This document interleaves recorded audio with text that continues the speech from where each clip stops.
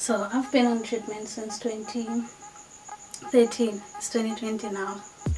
7 years with this baby over here. Probably my longest relationship.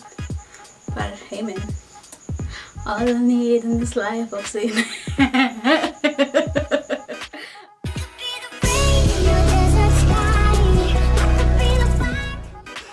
Hey guys, my name is Sadie Breezy in the place to be easy, and welcome back to my channel. Today I just want to tell you guys on like my journey with ARVs and my journey with treatment adherence. That is one of the main issues that a lot of young people who approach me on social media and talk to me about their HIV statuses go through the whole journey of adhering to treatment.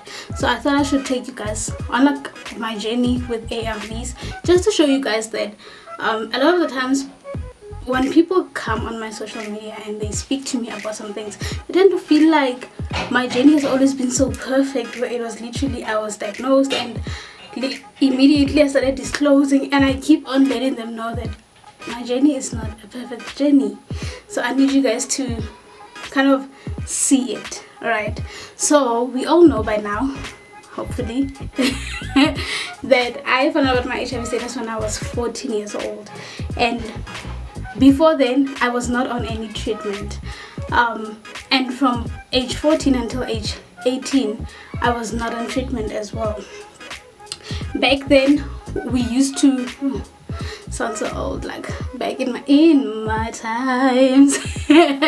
But yeah, back then when people tested positive for HIV, what used to happen is that they would have their blood samples taken to the lab, and they would check out their CD4 count and viral load. I don't know, because back then I was not quite knowledgeable about viral load. The only thing that the nurses used to tell me about was the CD4 count. So back then, I'll just say CD4 count.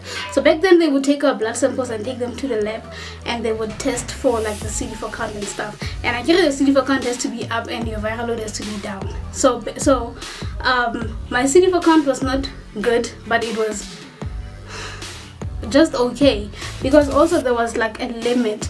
I think your CD4 count had to be like lower than 250 for you to be on treatment, and mine was at like 500 at the time. So they allowed me to carry on with my life without taking treatment until when I was 18.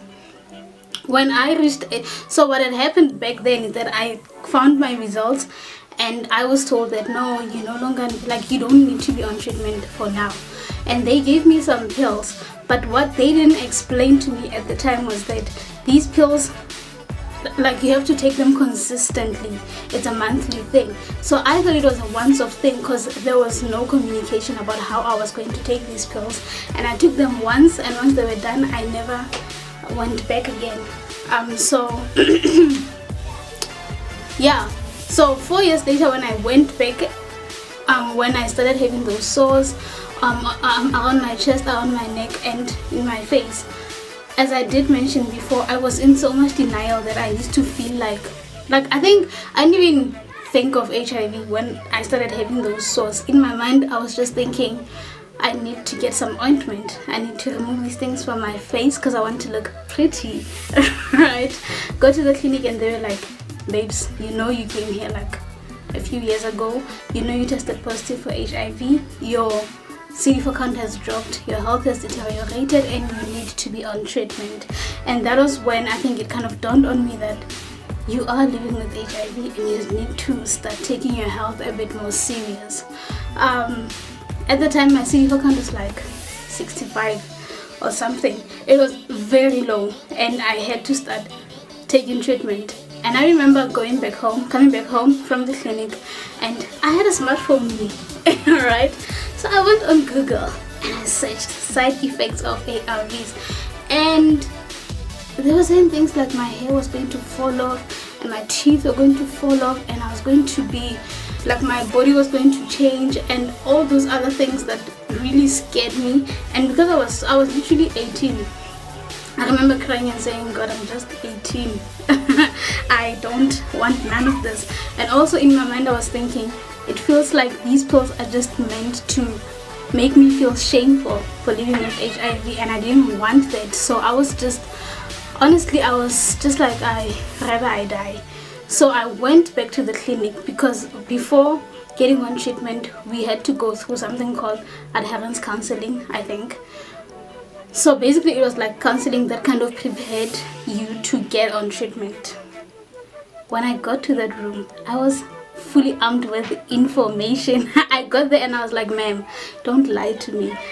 I have a smartphone and I'm a smart girl, and I read on the internet that these things are going to, like, my hair is going to fall off, my teeth are going to fall off, so please don't lie to me. Also, I was just going through a phase where I felt like the whole world was just against me. So for some reason I felt like this lady was just going to lie to me, just to keep me on treatment. She was so shocked. She sat back and she just laughed, because she was like, babes, what do you mean? What do you mean? I mean, yeah, of course you saw all those things on Google, but can I please allow me to be a counselor, please allow me to do my job? And I was like, no, don't lie to me, I read all these things, blah blah blah blah blah.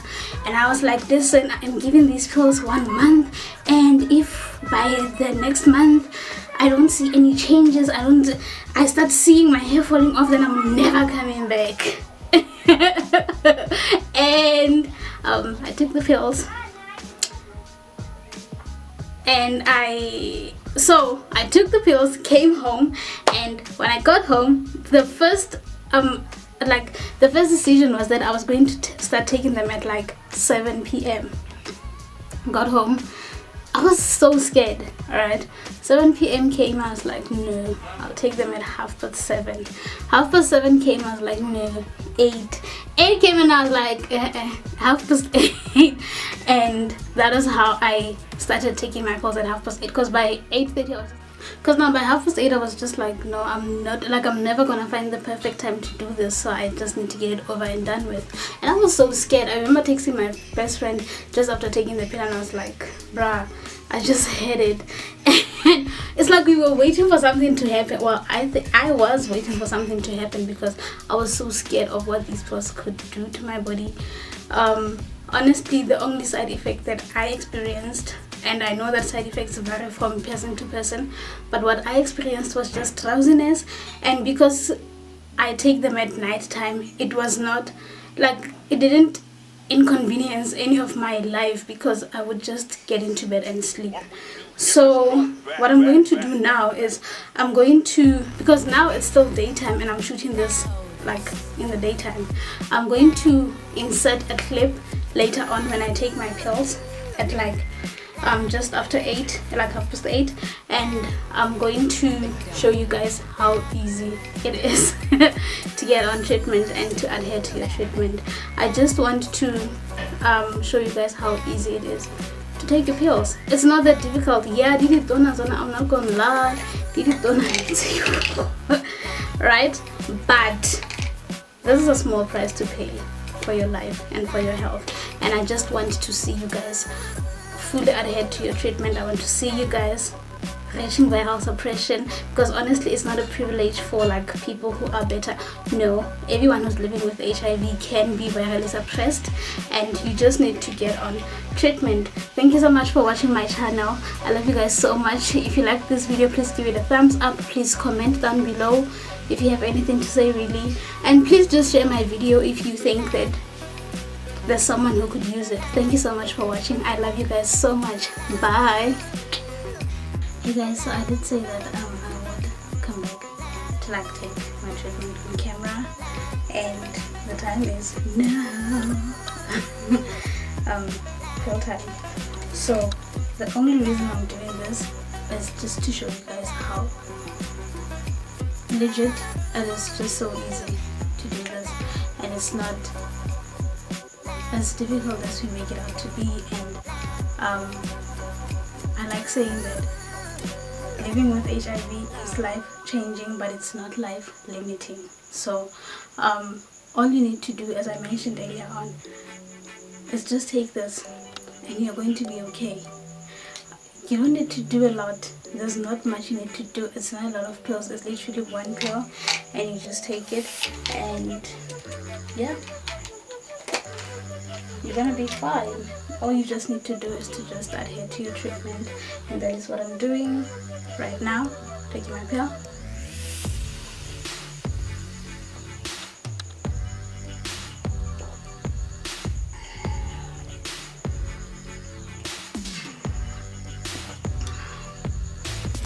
So I've been on treatment since 2013.